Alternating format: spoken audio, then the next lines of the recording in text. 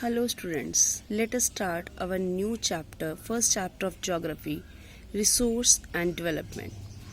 What is a resource? Everything available in our environment which can be used to satisfy our needs provided is technologically accessible, economically feasible, culturally acceptable, can be termed as a resource.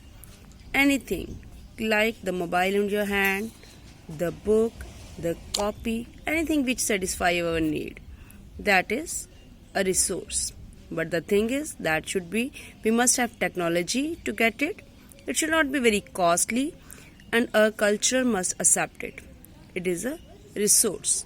Then how the resources can be formed? It can be formed by three things. Firstly, physical environment. That is, we will take the thing from the nature. We will apply technology on it and put it in the institutions.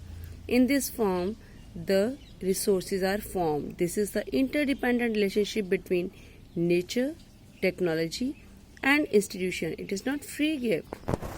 Then how can we classify? Firstly, natural and second, human made. In natural, it is renewable, non-renewable.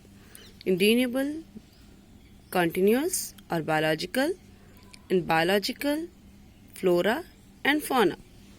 In renewable, recyclable, non-recyclable. In human, it can be structure and institution, quantity and quality. Now let's see in detail. First, classification of resource on the basis of origin. That means from where it has been originated. First is biotic, second abiotic.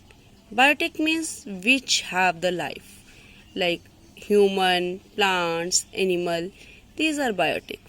And abiotic which do not have life, like rocks and metals. Second, on the basis of exhaustibility. It can be of two types, renewable, non-renewable. Renewable, which can regenerate itself, which are replenishable, like solar energy, wind energy, forest, wildlife, these all are renewable. And non-renewable, which cannot be renewed, which are not replenishable, which are exhaustible, once used will finish, like fossil fuels. एक बार use किया, finish. Next is on the basis of ownership. That means who is the owner? Firstly, individual, community, then national and international. Individual, which belong to a single person. That is individual. आपकी copy आपकी है, individual. Your home, individual. Then community, which is owned by a community, like village park, like your school, like picnic spot. These are owned by a community. Then national resource. Listen students, all the resource basically belong to a nation. Roads, canal, railway, these all are belong to the nation. All the minerals, water, even your home, everything belong to. इसमें हम क्या लेंगे कि all the resource which are under the boundary of a country, political boundary of a country, plus 12 nautical mile. 12 nautical miles which is equal to 22.2 kilometer in the ocean. That is a national resource. And international resource क्या हो गया? Which is beyond 200 nautical miles in the ocean. Ocean में 200 nautical miles से बाहर जो है, that is international. और 22 nautical miles तक जो है, that is national. तो फिर ये 22.2 किलोमीटर या 12 nautical miles और 200 nautical miles के बीच का एरिया क्या है? This is called your exclusive economic zone. कुछ कंट्रीज के पास स्पेसिफिक राइट्स होते हैं, इस एक्सक्लूसिव इकोनॉमिक जोन कहते हैं उसको. उन कंट्रीज के पास ही रिसोर्स उनको लेने के, लाइक मैंगनीज नोड्यूल जो हैं in the Indian Ocean, India has the exclusive right to get things from here. Next is on the basis of status of development. It can be again four types: potential, developed, stock, and reserve. Potential, resource which are found in a region but not have been utilized. Like we know that in Rajasthan and Gujarat there is enormous wind energy, solar energy, but not been developed properly. This is the potential. Second is developed, which are surveyed, resources are surveyed, उनकी quality quantity check होती है and उसके बाद उनको use किया जाता है. Third is stock, resource available है एनवायरनमेंट में, we have the potential to satisfy but we don't have the technical know how, then it is a stock. For example, we know that the water is compound of two inflammable gases, hydrogen and oxygen, but we don't have technical know-how. Then it is a reserve. ये सारी चीज़ें हैं और technical know how भी है and we are not using that is technical know how is there but even then we are not using, then it is reserve. For example, we know that hydro electricity can be generated from the water, but that does not mean कि सारे पानियों पे हमने dams बना दिए. No, all the rivers are not using to make dam. Then next is the development of resource. क्या resource जैसे मिलते हैं वैसे यूज होते हैं? No, we have to develop that. And if we develop that more, if we use that indiscriminately, then it may have many problems. Firstly, that is depletion of resource. Resource will deplete, खत्म हो जाएंगे. Second, it will divide into haves and have-nots. कुछ एक के पास होंगे, कुछ एक के पास नहीं होंगे. Accumulation of resource. And third, it will lead to global ecological crisis, like global warming आ जाएगा, ozone layer depletion हो गया, environmental pollution is there, land degradation is there. So these problems are there. Now what to do? How to do? What we have to do? We have to use the resource in a sustainable way. What is a sustainable development?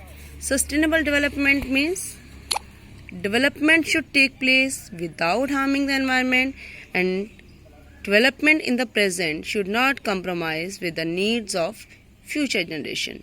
This is the definition of sustainable development. What steps have been taken for this sustainable development? क्या किया हमने कि this sustainable development, planned development can be there? The very first step is Rio de Janeiro Earth Summit. What happened? Where happened? In June 1992, more than 100 heads of the states, they met at Rio de Janeiro, Brazil. They met for the first International Earth Summit. And what they did, different assembled leaders, they signed the Declaration of Global Economic Change and Biological Diversity, and they signed Agenda 21. What is this Agenda 21? That is agenda for the 21st century. Which kind of agenda? It was a declaration which was signed by the world leaders in 1992 at UNCED at Rio de Janeiro, Brazil. The main aim is to achieve the global sustainable development. It was to combat the environmental damage, reduce the poverty, reduce the disease through global cooperation and mutual interest. Mutual needs and the responsibilities were shared better. It was Agenda 21 is that every local government should draw its own Agenda 21. For that, what was to be done? For that, it was the resource planning.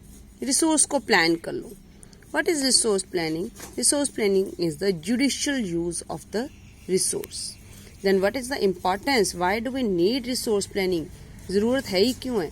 Basically, it is used because we have diversity in the resources. Diversity means कहीं बहुत ज़्यादा है, कहीं बहुत कम है. Some areas are rich, but the another areas are deficient. Some areas are self-sufficient, but another do not have. They have acute shortage. For example, Jharkhand, Chhattisgarh, Madhya Pradesh, they are very rich in the minerals and coal deposit. As Arunachal, they have much water, but no infrastructure. Rajasthan, rich in solar and wind energy, but no water. Same, the cold desert of Ladakh, isolated from rest of the world. जबकि ये तो very cultural rich heritage is there वहाँ पे. But no water, no infrastructure, no minerals. So we can balance all these resources if we do the resource development. Now, resource planning. Resource planning is a complex process. The question will be, resource planning is a complex process. Why it is a complex process? Because it is to be done in 3 steps. The first is identification and inventory of the resource. Identification and inventory. Identify the resource and see how much do we have. How we will do? It will include survey, mapping, qualitative and quantity estimation. Second is evolve the planning structure and check your technology skill institutional setup. Third, match up the resource development plan with overall national development plan. And in this way, what we can do, we can conserve the resource. Resource conservation can be there. Because why should we conserve the resource? Because resources are less, we have to use it in a proper way. If we will use over, then they will exhaust.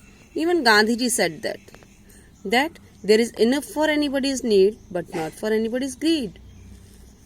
He placed the greedy and selfish individuals and exploited natures of modern technology as a root cause of resource depletion at the global level. So, he said, we have enough if we use it in a proper way. If we will not use it, then it will exhaust.